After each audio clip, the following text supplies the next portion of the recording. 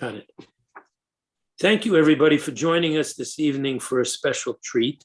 My name is Marvin Rappaport, and I am on the Board of Trustees of the Ethelbert B. Crawford Public Library here in Monticello. And as you may know, we try at least once a week on Thursday evenings to have a program that we hope you'll enjoy. And it's very varied. Some of it's singing, dancing, some of it's lectures, some of it's history, some of it's Catskill culture. Tonight, we have a special guest who's going to talk, who is a local resident, but who has lived a life, unlike most of us, has been all over the place in a very interesting and diversified career. His presentation is entitled My Life as an Author, Stand-Up Comedian, and Actor by Hudson Cooper. And as you know, we're doing this virtually, so we can have more friends and neighbors from near and far joining us. Hudson always seems to be in the right place at the right time.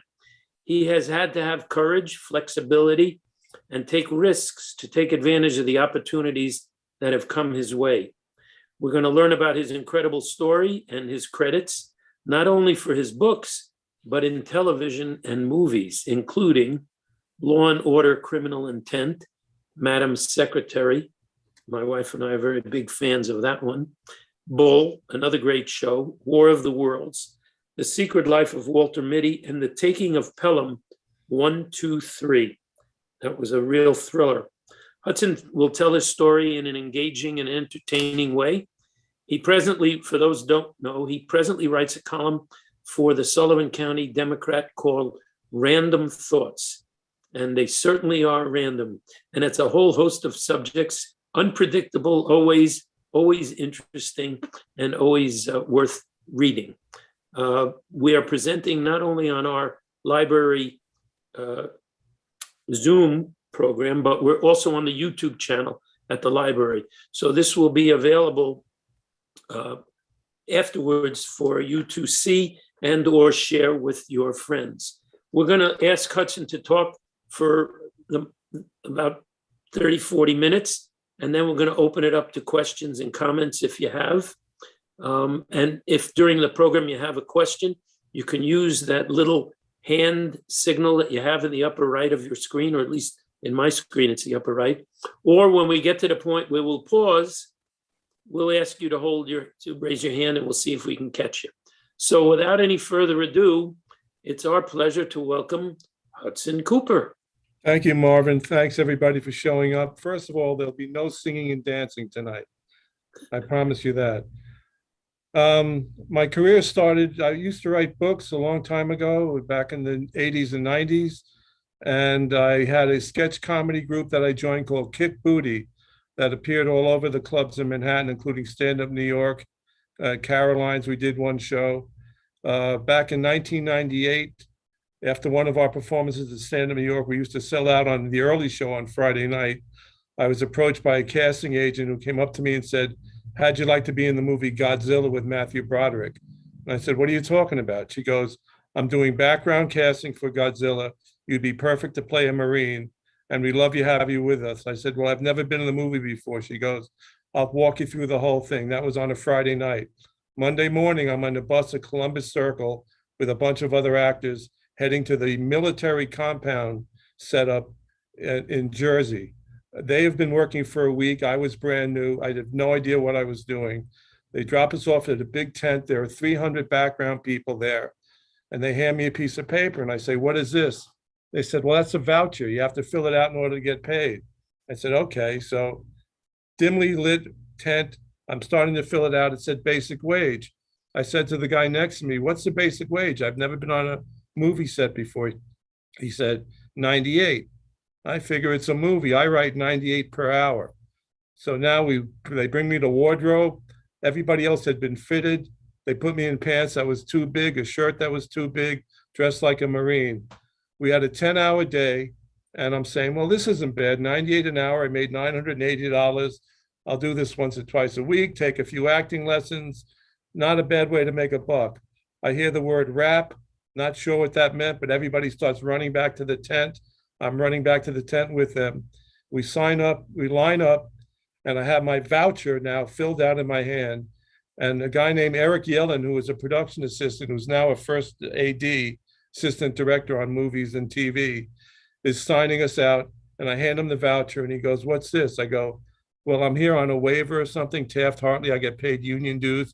He goes, "I know that, but what is this?" And I look down and go, "Oh, this morning I asked the guy next to me what the pay scale was, and he said 98 per hour." Eric looked at me and goes, "That's per day." And I've been chasing that 98 per hour ever since. So my first day on the set, my uniform is too big. It's a night scene. They make an announcement that there are cameras all over the setup of the military compound because they want to catch everything. There are helicopters, 5 ground cameras, and I'm saying, wow, this is going to be pretty exciting. Keep in mind, my clothes didn't fit. So they bring 10 of us out, and they wanted us to run down a gangplank past these tents and land on the other side of the set. So I grab my rifle, and on action, I start running. I get about 10 feet, and my large pants start falling down around my knees. And all I could think of is that there are cameras all over the place. Now I'm Lou Costello and Buck Privates Come Home, and the pants are down around beneath my knees. I don't know what to do. I duck behind a phony ammunition box, and I'm laughing my butt off, pulling up my pants, holding them with one hand and continuing the walk. That was the first scene I was ever in the movie business. Luckily, it got better after that. It was an amazing show to work on because Roland Emmerich was the director, just coming off that big hit Independence Day. So the studios gave him carte blanche to spend whatever he wanted. We worked 14-hour days, which was unusual every day. It was always smoke pay, wet pay. It rained every time we worked on the set.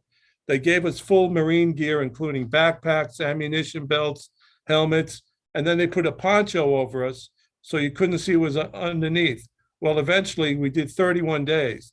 Eventually, after the first week, we got wise and said, "Why are we carrying 40 pounds of stuff underneath the poncho? No one could see it anyway." So gradually we started leaving things back in our holding area. No more gun belt, no more backpack. And if you watch the movie from beginning to end, it looks like all the Marines lost a lot of weight because we didn't have to carry that 40 pounds. It was an interesting movie to do because we filmed all over Manhattan.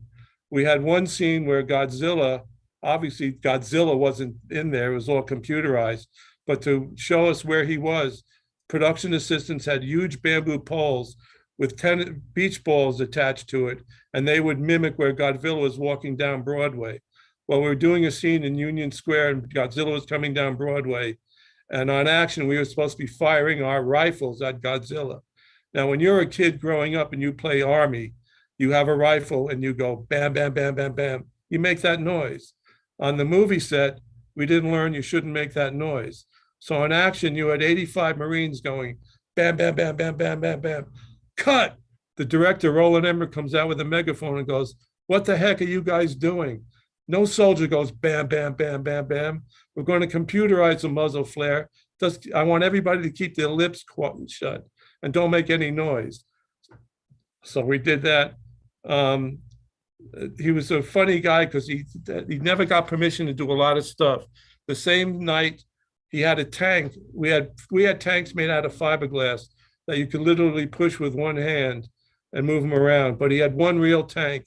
2 a.m., the director said, "I'd like to hear like what it sounds like when it fires."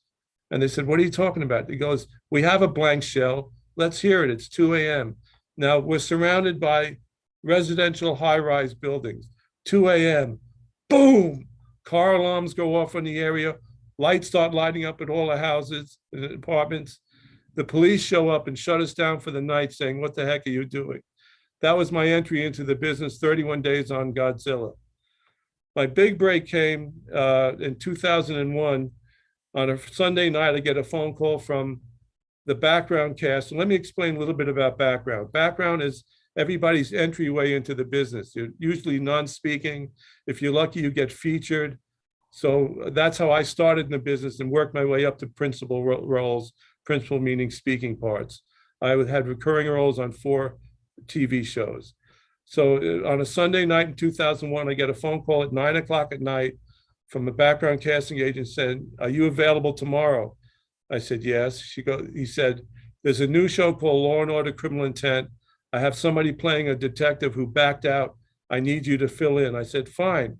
8 o'clock in the morning, I show up on the set, which was the old New York Post building in Manhattan on the east side. And I met the director, I met the people, I met Vincent D'Onofrio, Kate Irby, the two stars. And I worked the first day, and I'm the only actor, principal, background, stunts, who've worked every single episode for 8 years, 10 years rather, on Law and Order Criminal Intent. Vincent D'Onofrio became a big proponent of mine, always looked out for me. A brilliant actor. I'll give you one quick example. We were on location at a high-end brownstone on the Upper East Side, where a young lady is going to be interrogated by him because she's involved. We think she's involved in a homicide. So he's in the living room talking to her, and I'm at the doorway, and she's giving these answers that are very boring, flat, no response. And he said to the camera operator, who was John Herron, he said, keep rolling. So pretend the actress's real name was Debbie and her character name was Barbara. He broke character and he said, Debbie. And she looked up like trying to process, why is he saying my real name? He said, what is your problem? You got cast in an NBC primetime television show. You're accused of being involved in a murder. And this is the performance you give? It's unsuitable for an actress to act like this. He went on for about a minute. Her tears started welling up in her eyes. He looked at John Herron and gave a wink. He went back to his dialogue. She finally understood why he was doing that. Now she's talking, her voice is trembling, she's crying. She gave a Academy Award, or in this case, Emmy Award performance, thanked him afterwards. And that's Vincent's an actor who cares about the production, cares about getting the right stuff from his actors. He worked for a while, then was replaced by Chris North. Chris North was one of the original detectives on Law and Order, the mothership, and he came aboard ours 10 years later. Now, my desk was right next to Chris. We were close to each other, so we became good friends. And he was a consummate pro. I mean, knew his lines, great guy to work with. We became friends. He had his own bar in Manhattan, and every Friday night, he would promise the crew, if we get out of here at midnight, drinks are on me. So we were able to get shorter days and get out in time. When he left, Jeff Goldblum took over. Now, Jeff was a very interesting character, a genius with a photographic memory.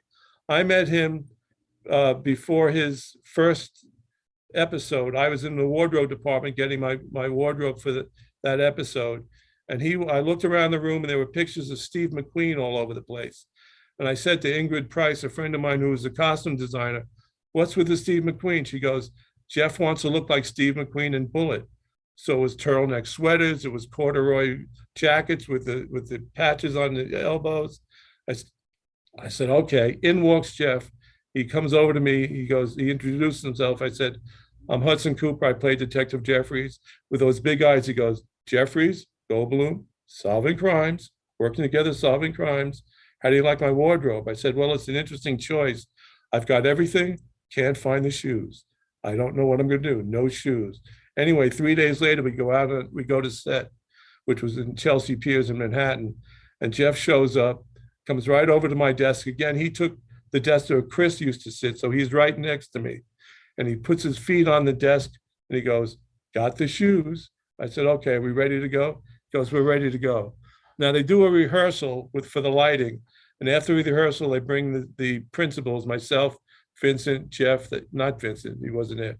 Jeff, myself, and the other principals are in the precinct, the squad room. And we're about ready to roll. And Jeff looks at me and goes, give me a Sinatra song. I go, what? He goes, give me a Sinatra song. I said, Summer Wind. He starts singing, Summer Wind came roll. He's singing the song, they call action. He goes right into his dialogue. And he's an amazing guy because he's able to do that without concentrating on what he has to do. What happened with him was at the end of we had 3 episodes left. We're going before our summer break. He sits down next to me and throws a copy of Prisoner of Second Avenue on my desk. I said, what's this? He goes, I'm doing it in London this summer. For the next 3 episodes, you're playing every part. I'm playing the lead. We're going to do the whole play. So while the crew is lighting all around us and sound is trying to get right and they're putting lights up and flags up and moving props around, he and I are doing The Prisoner of Second Avenue for 3 episodes. And that summer he went to London and did it. Vincent came back for the final 8 episodes. They asked him to come back. The new producer was Chris Brancato. And the way Vincent would look after me, I did a lot of principal work as Detective Jeffries, but the new producer didn't know who I was. First day on set, he called me over, introduced me to Chris and said, make sure Hudson has a few more speaking parts this season, which I did. And that's the type of guy he was to really look after me. I'll never forget it. So now we're going to show some pictures, if I could figure this out.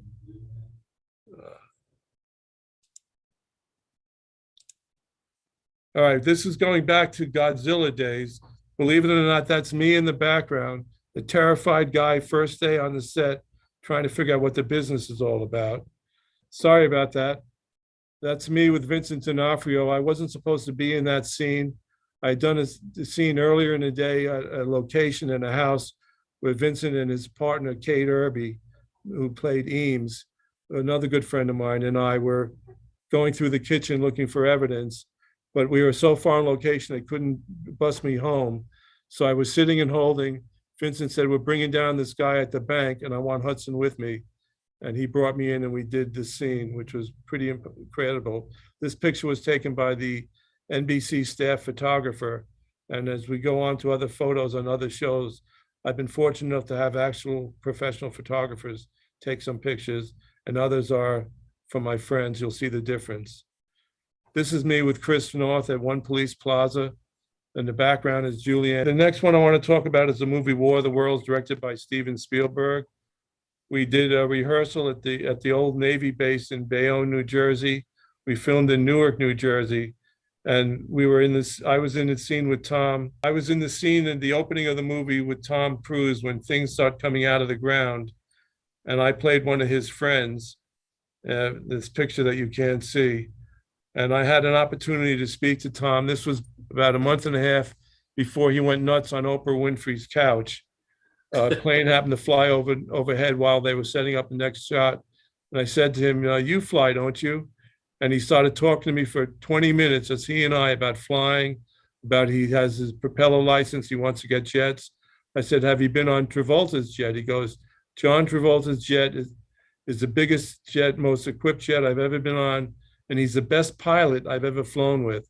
So I had that moment with Tom Cruise. But that leads me to another movie I did down the road called Bridge of Spies, another Spielberg movie where I played Supreme Court Justice Tom Clark. And I was on the bench, and Tom Hanks and Billy Magnuson played his other lawyer. We were doing scenes with them. And the first AD, Adam, Spielberg always uses the first name AD named Adam from Britain, comes over to me, and I show him the picture that I hope you get to see at some point with me and Cruise that was taken 11 years earlier. And he looked at the picture, goes, that's fantastic. And he turned around and he goes, Steve, come over here. Come over here. Hudson's got something. Spielberg comes over and introduces himself to me like I didn't know who he was. And I showed him the picture, and we were talking about that scene. And he thanks me. He starts walking away. I said, hey, Steve. He turns around. I point to him. I go, December 18th. He goes, that's my birthday. I said, mine too. We had a nice laugh. But what fun later on is that we had a break right before lunch. And I went over to Billy Magnuson, who was sitting at the prosecution table. And Billy and I had done a pilot that wasn't picked up by David Milch, was never picked up. We were talking about the pilot. And Tom Hanks is listening in. And Tom says, what are you guys talking about? And as a joke, I looked at him and said, excuse me, we're having a conversation here. And he cracked up. He introduced himself. We shook hands. He is as down to earth as he's portrayed. He's a great guy. All right. The director comes out with a megaphone and goes, listen, this is Hudson Cooper's shot. It's the opening shot of the movie. When he comes out of that door, no one gets between him and the camera. And I appreciated that. I had the first laugh in the movie, which maybe at some point we get the pictures working and I'll quickly go through all of them so it makes some sense. After that, I wanted to talk about another movie I did called The Secret Life of Walter Mitty with Ben Stiller. That Ben had just come off the hit Tropic Thunder. He had all the money he wanted to spend. We filmed at Kaufman Astoria Studio in Queens, which is one of the oldest film studios. They used to do the Marx Brothers there. They did a lot of old movies there. He recreated the set of the old Life magazine with floor-to-ceiling copies of the covers of people from the 30s and 40s. It was really impressive. And it was a remake of the Danny Kaye movie, The Secret Life of Walter Mitty. But I played a co-worker with Ben in the photo department. So he had everybody there. And the first day he said, there's no cameras, there's no microphone. And all we're going to do is I want to walk around and see how the room fills out. I've never seen it populated with actors. So just whatever you're doing, keep it real, like you were really working for Life magazine. So on action, I'm looking at a picture of an Afghan village on the side of a mountaintop, and Ben is walking around watching everybody. And I said, I'm going to go for it. And I walked over to him and I said, what about if we crop the picture here and here so the village stands out? At first, he didn't know what I was doing. Then he looked at me and he looked at the picture without looking back at me. He said, that's perfect. That's what I'm looking for. I'm going to put you in front when we do the crowd scenes, which if you could see the picture, you'd see I'm in front on the day we all got fired. He was an interesting guy. The first day of shooting that we actually shot, he brought a shaman from Hawaii who did a secret prayer in Hawaii before the filming of Tropic Thunder. And he recreated that dance and throwing the rice on the floor for all of us to wish Ben good luck. And I don't know if it's come true, but Ben said he's going to do that before every one of his movies. He was engaging, he was outgoing, he was really committed. He gave us all copies of all the music from the period so we could get into the character. He was just a great guy to work with. The last scene we shot was the interior of Life magazine, one of the Walter Mitty fantasies. They had it covered with looked like ice. The whole thing was covered with ice. They only brought 10 of us back to film it. And he stuck his arm out at one point, and a live hawk came down from the ceiling, supposed to land on his arm. But the hawk didn't land on his arm after 4 takes. So I heard the prop guy go, bring the backup hawk. They had a second hawk. They brought the backup hawk. Ben stuck his arm out, and the hawk did the right thing by flying down and landing right on his arm. It's that kind of movie magic to see a set transformed like that you swear it was covered with ice. It's one reason why I love being on set, because you get to share this with a lot of creative people, actors, directors, set designers. It's just an amazing experience to be around creativity the whole time you're there. Which leads me to my next show, Madam Secretary. The second season of Madam Secretary, the producer, who's now a friend of mine. We have the photos now. You see the photos? Yeah. All right, that's from Madam Secretary. That's in the room where we go when we're watching videos or live feeds when something's going on in the world. If you look at it, it looks like I'm the star of the show. I'm not. It was Taya Leone and Tim Daly were the stars of the show. But Eric Stolze was a producer, and after the first season, he realized that the population in the State Department were primarily 25 and 30-year-old people. He said, Taya Leone is Secretary of State. There would be some people who were more mature. So he put out a casting for more mature people. About 400 people submitted resumes and pictures, and I was one of the 4 people they picked. So I went to the set, and the second AD, who is in charge of placing people, there's one main hallway where you want to be because that's where all the action takes place. Well, when the new people showed up, myself and 3 friends of mine, he placed them, he put them at the desks that were vacant. And I didn't have a desk for me, but I said, this is a great show to work on. I'll be okay just walking around, passing folders. We come back the next day, and he said, I've got to make some changes. So everybody's standing at the entrance to the hallway. He's pulled one of the women out of a desk, and he said, is there a Hooper? Hooper? And I'm in the back of the crowd thinking I'm never going to get a desk. I excuse my way through the crowd like Moses parting the waters. I go, you mean Hudson Cooper? He goes, yeah, I couldn't remember your name. That's your desk. So I took that desk and I sat there for 4 seasons. See if we get the next picture. Season on every show, they take a picture of the complete crew and cast. And the one that I hope comes up, here Yep. it is. That's what it takes to make a TV show. That's the complete crew and cast. But who are those people in the middle? If you can look closely, it's the late Colin Powell, it's Hillary Clinton, and Madeleine Albright, because they did a scene other than the previous administration. When the new Secretary of State is sworn in, living Secretary of States usually come the first week or two to talk about the process of what it means to be Secretary of State. So they pose with all of us. You can see me to the left. It looks like Where's Waldo. I'm not standing on everybody, but I happen to be surrounded by short people. I look like I could play for the Knicks. But anyway, that's how many people it takes to make a TV show. It was quite an experience working with those people. She became, at the end of the 5th season, she announced that she was going to resign as Secretary of State. And all of us who were acting on the show figured we were done. We worked in the State Department. So it was the end of the season. We went home for the summer. I get a phone call in the middle of the summer. Are you free to work on Madam Secretary? I said, what are you talking about? They said, well, they're still calling it Madam Secretary, but she's going to be president now.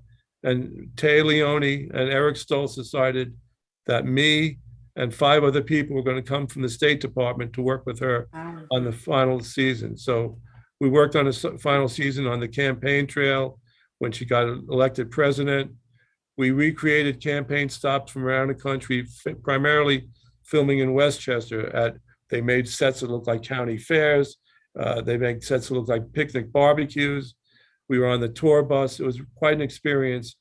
I mean, Taya is a consummate pro. She shares everything with everybody else. She's very engaging. It was one of my favorite shows to work on.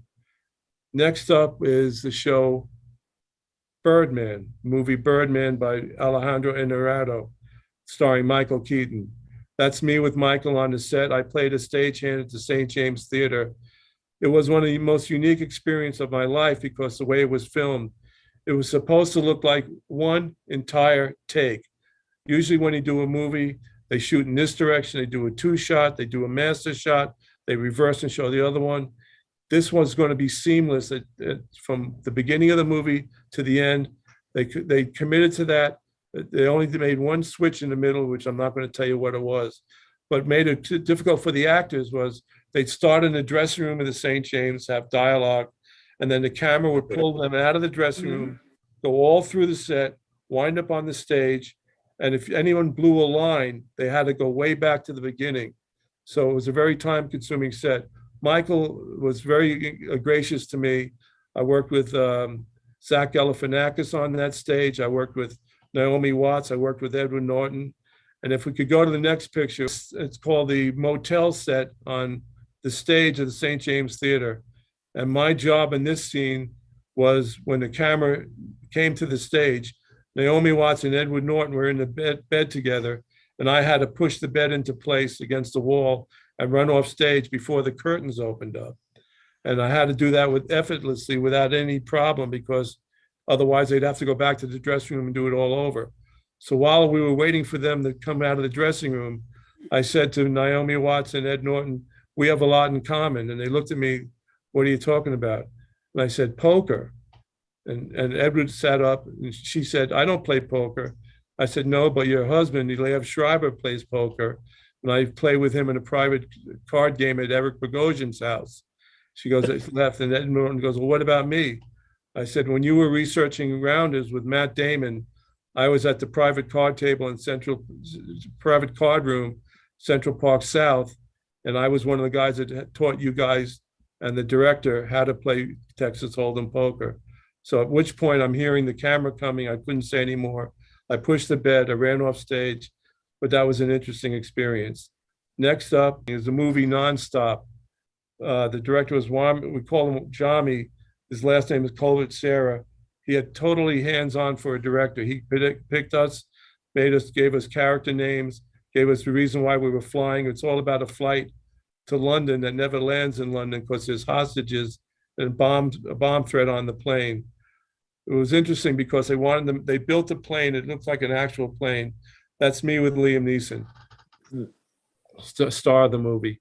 They built the set with they recreated an actual plane. It looked like a 747 jet, fully populated, every seat taken. They had hydraulics under the wings and under the body of the plane so that when we were taking off or when we were ready to land or when we hit turbulence, the plane would move. Well, the first day we used it, it was so loud, they couldn't hear the dialogue.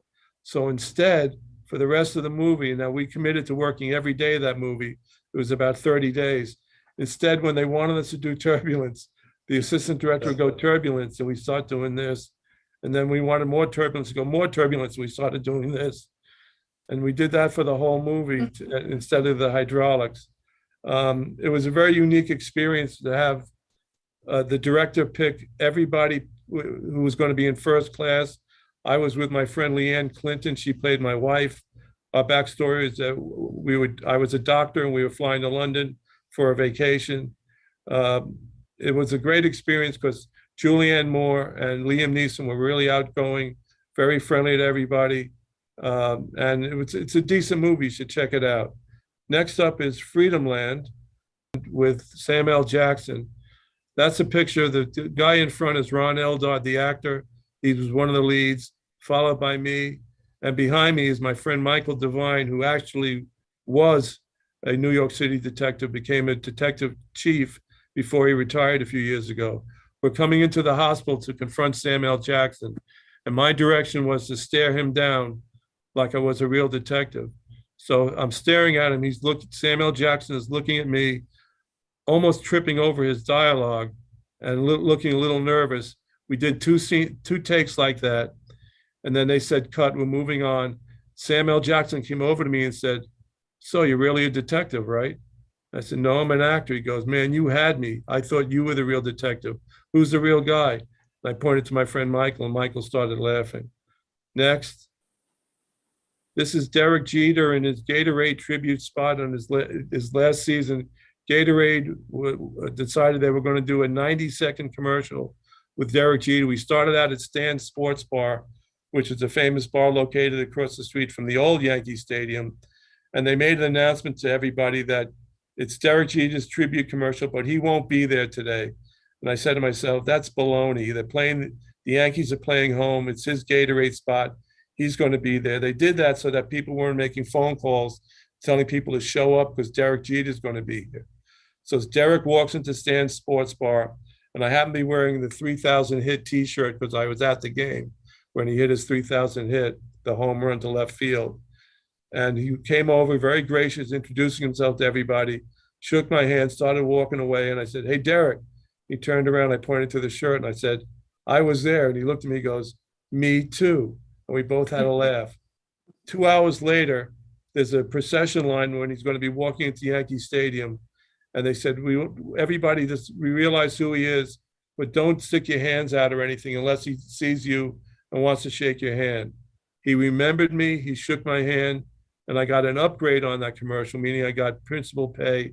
I made about 10 times what I would have made just as a background. And I'm going to send this picture to him because it's a great shot and have him sign it. I'm sure he will. I bet you he remembers me. The only other show I want to talk about, which I don't have a picture of, is The Taking of Pelham 1, 2, 3, the remake with Denzel Washington and John Travolta. I played a New York City police captain. Jimmy Gandolfini, fresh off The Sopranos, which had ended about a month earlier, played the mayor of New York. We had a bunch of long days. After the third 14-hour day, I'm sitting off stage on an apple box, which is a wooden crate, tired with my head down.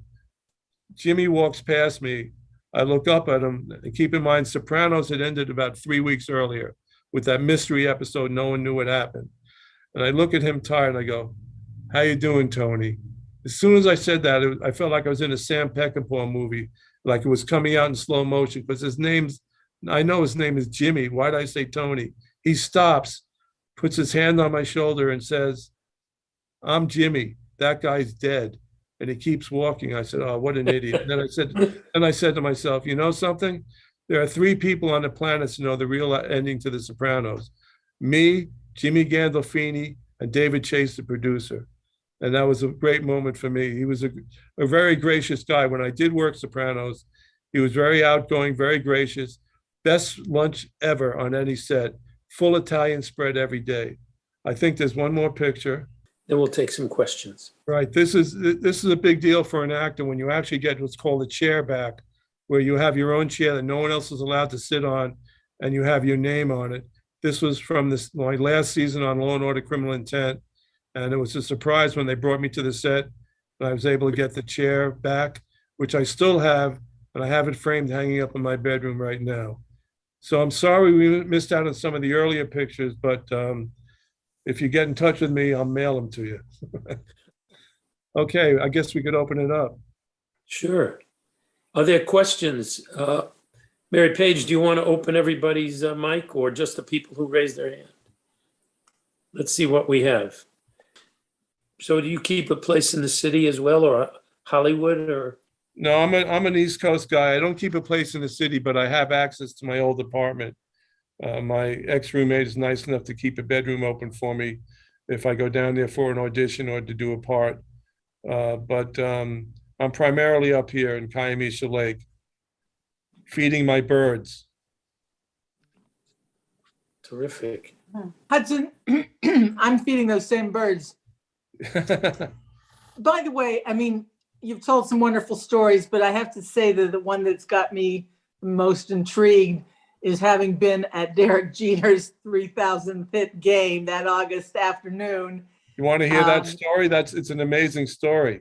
I love that story. Go ahead, because I want to finish. I was just going to ask you what it was like sitting there. I mean, I was otherwise engaged that afternoon, but I saw the highlights, of course, for all of those hits that he got. What was it like being there? I'll do very quickly. Approaching Friday night, I bought a ticket because he was approaching 3,000. I get out of the number 4 train at Yankee Stadium. Big sign, game canceled. I said, oh my God, I won't be able to see 3,000. I went home, I couldn't find a ticket. Saturday morning, I went online. I don't know where I looked, I forget. It might've been Craigslist. And there was a guy selling a ticket to the Saturday afternoon game. He wanted, what did he ask for? $350. I sent him an email telling him what I just told you, how I was rained out the night before. I'm a lifelong Yankee fan. I'd love to go. I can't afford that. He got back to me. He goes, what can you afford? I said, I can afford 100. He goes, sold. Meet me outside gate 4. Wow. He had tickets that were literally 30 rows off the field behind home plate. It was an amazing experience because if you remember, people were standing up during every at bat, and he had multiple hits that day.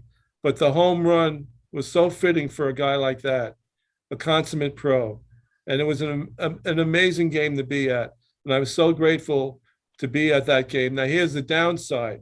I kept the ticket stub. I figured it would be worth a lot of money, something I'd want to keep. I had a tape to the back of the old New York Post picture of Derek's 3,000 hit. I had that framed. I had a housekeeper about 4 years ago cleaning my bedroom, and somehow that ticket disappeared. I don't know if it fell on the floor inadvertently, but I no longer have it in my possession. And to this day, that hurts. I'll bet. But it was a great day. How are you? I'm great. You're feeding the birds like I am? For years.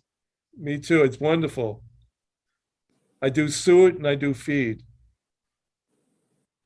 Do the suet, you'll get the woodpeckers.